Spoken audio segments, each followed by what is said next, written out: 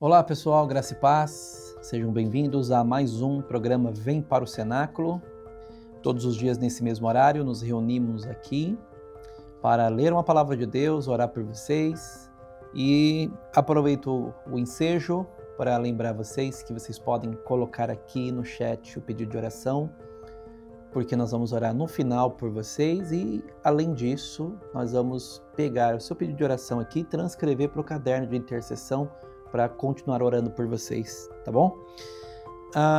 Quer mandar esse link da gravação aqui, dessa transmissão, para os seus contatos? Dá tempo, pega aqui, compartilha com todos os seus amigos, para que Deus também fale com eles a palavra que nós vamos meditar daqui a pouquinho aqui. O tema da ministração desse dia de hoje é Faça a vida valer a pena. Então dá tempo de você mandar ainda para alguém, tá? Enquanto eu leio o texto aqui. O texto base da nossa meditação nesse dia de hoje é a segunda carta de Paulo aos Coríntios, capítulo 3, versículo 18, que diz assim: E todos nós que com a face descoberta contemplamos a glória do Senhor, segundo a sua imagem, estamos sendo transformados com glória cada vez maior, a qual vem do Senhor, que é o Espírito Santo. Eu quero introduzir minha fala dizendo o seguinte: o anseio de uma vida significativa está no coração de todos nós. Todos nós ansiamos por uma vida que tenha significado. Até porque uma vida sem significados, sem propósito, é uma vida deprimente ou depressiva. É uma vida doente do ponto de vista psicológico.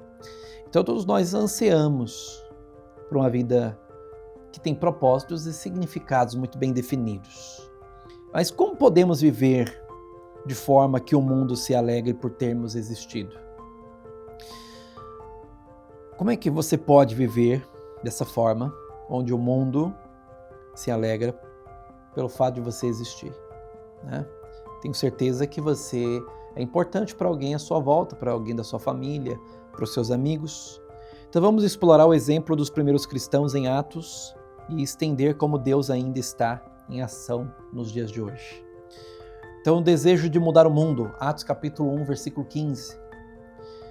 120 pessoas comuns, entre elas pescadores, cobradores de impostos, ex-prostitutas, revolucionários convertidos, né, como Zelotes, por exemplo. Simão, o Zelote, era um revolucionário. Não precisamos de status ou influência, mas de um desejo ardente de transformação. Observe que o contexto da igreja primitiva era composta por pessoas da ralé da sociedade, pessoas marginalizadas, sejam elas de status sociais não muito atraentes ou de pessoas moralmente desacreditadas, como prostitutas, cobradores de impostos, revolucionários, né? Mas são exatamente essas pessoas, ou esse grupo seleto de pessoas às margens da sociedade, que a igreja primitiva começa. É com essas pessoas. É com essas pessoas que Deus decide iniciar a história da igreja primitiva, tá? Então, não fique procurando qualidades em si para que a sua vida possa valer a pena, porque não é esse o caminho para fazer a vida valer a pena, mas acreditar que o Deus transformador de histórias, que transformou vidas no passado, pode e quer transformar a sua vida e fazê-la de uma vida que vale a pena viver. Então nós temos o poder da transformação pelo Espírito Santo. 2 Coríntios 3,18 foi o texto que nós lemos. Olha só, eu vou reler com vocês. E todos nós que com a face descoberta contemplamos a glória do Senhor segundo a sua imagem, estamos sendo transformados com glória cada vez maior, a qual vem do Senhor, que é o Espírito Santo. Então o Espírito Santo quer transformar nossas vidas.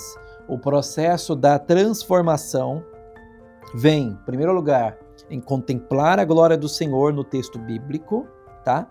E o resultado é glória cada vez maior. Então eu vi a glória de Deus no dia em que Ele me converteu. Essa glória só vai aumentar na minha vida. É glória cada vez maior, é isso que o texto está dizendo. É glória cada vez maior, não tem estagnação de glória na presença de Deus, mas crescimento contínuo, tá? O proverbial Salomão diz que o justo é como a luz da aurora, que vai brilhando, brilhando até se tornar dia perfeito. Então Romanos 12:2 diz: não se conformem com este mundo, mas transformem-se pela renovação da mente. É uma transformação contínua.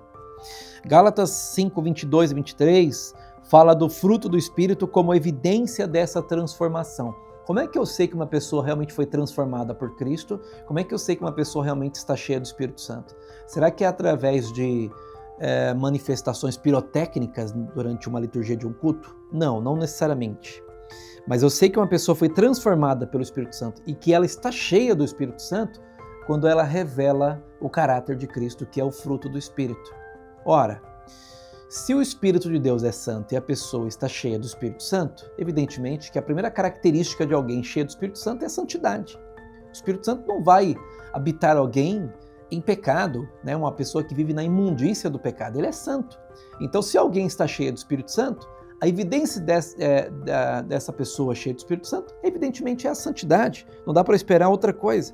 Então, a transformação é contínua. Mas é claro, quando falamos da presença do Espírito Santo na vida de alguém e o fruto do Espírito Santo na vida dela, a gente não pode pensar em fruto como algo que acontece de maneira instantânea.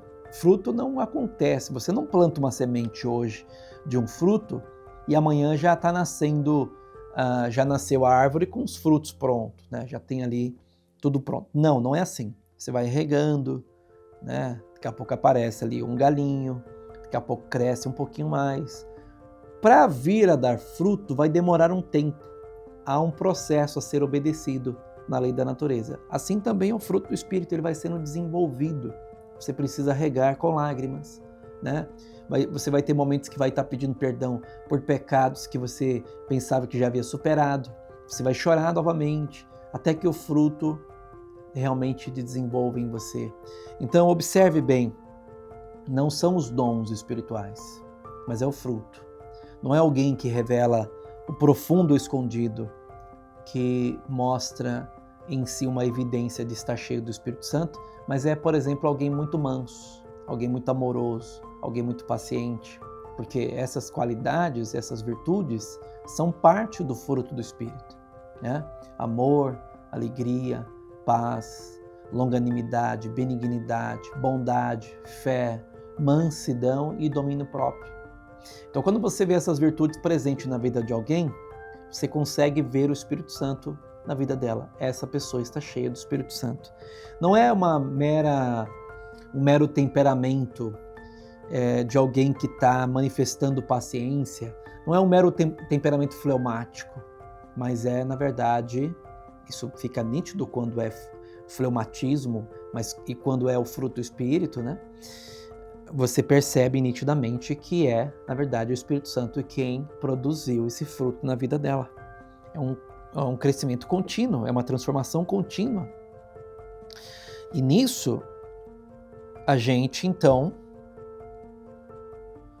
consegue perceber, também na igreja primitiva, né? Ouvindo a ação de Deus no livro de Atos, a gente vê exemplos práticos disso, irmãos poderosos fora do templo, vidas sendo transformadas, porque quem foi transformado consegue gerar transformação em outras pessoas. Batismo e alegria das almas salvas. Cuidado com os necessitados. Portas abertas em prisões e palácios. E Deus age nos detalhes do cotidiano, né? Você pode, inclusive, ouvir a voz de Deus hoje, falando com você. Você pode.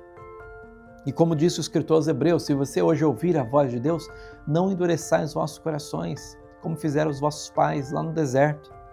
Mas ouça a voz do Senhor e obedeça.